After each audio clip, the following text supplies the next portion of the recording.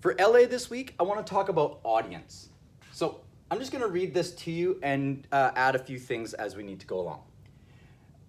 When you're doing a piece of writing, you need to keep in mind your audience, the people who you want reading your work. So when you are writing something, you're not just writing it for yourself, you're actually writing it for someone else. And the audience is the people that you want to read whatever it is that you are writing. Sometimes your audience is yourself. Like if you're making a grocery list or something like that, the only person who you're worried about is yourself. That would be like also in like a diary or a journal.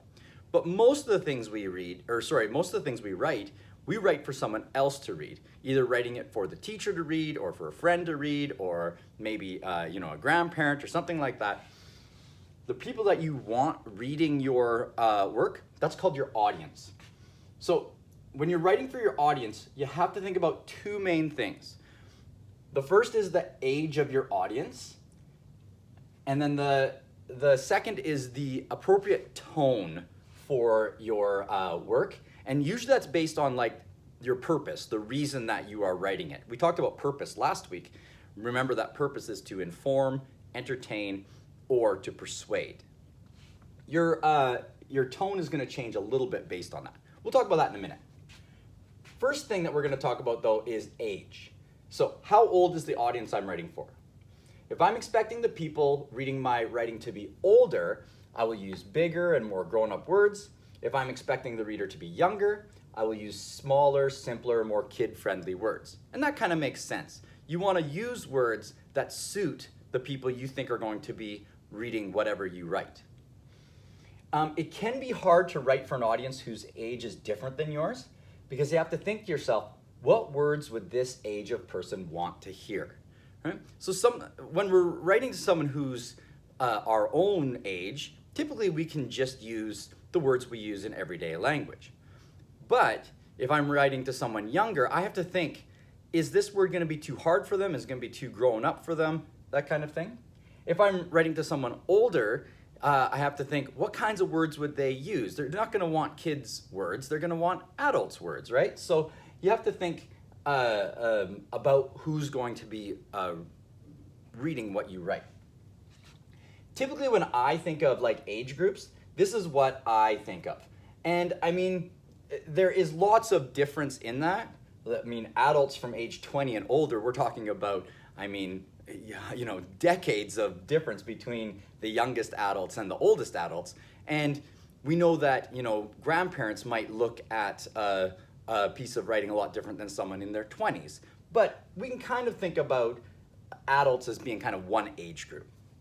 We have young adults. Typically that's people in like high school or college, and that's about ages 16 to 20, but that's just a rough number.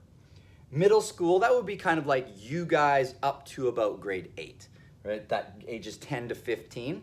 And you've got that group that is starting to read quite well, but still isn't going to be getting the kinds of grown-up words you'd get in, an adult piece of writing, or even a young adult one.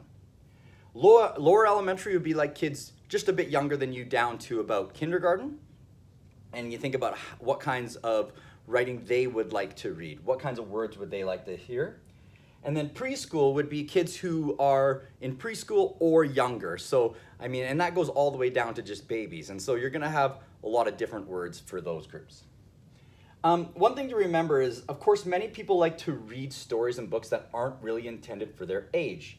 For example, many adults love Harry Potter books, even though the intended audience is probably like middle school. So when J.K. Rowling wrote the Harry Potter books, especially if you look at the first book, it very much is written for somebody who's maybe in grade 5, 6, or 7.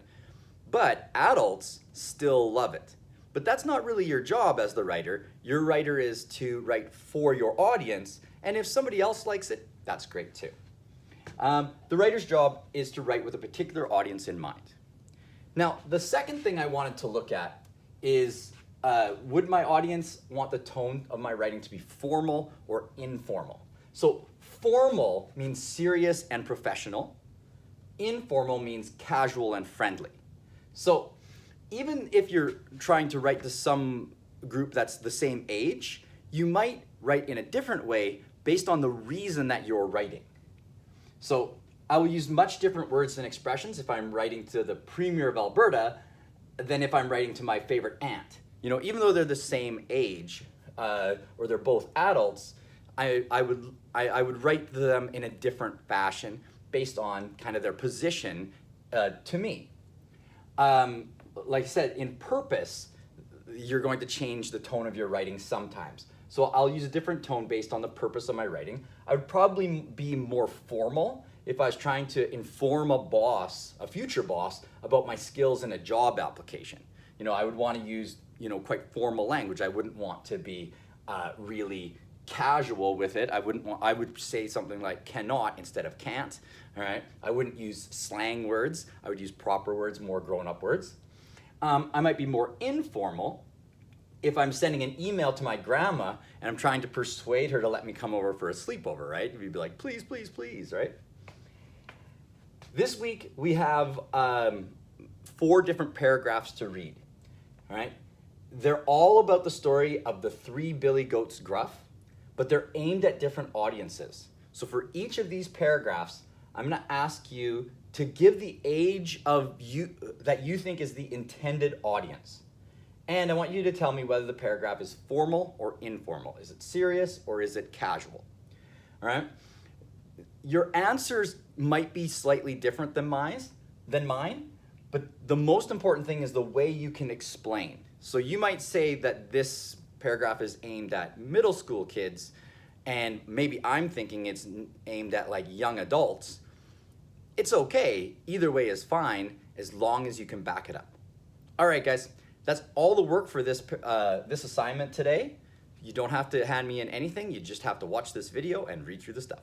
All right, thanks a lot, guys.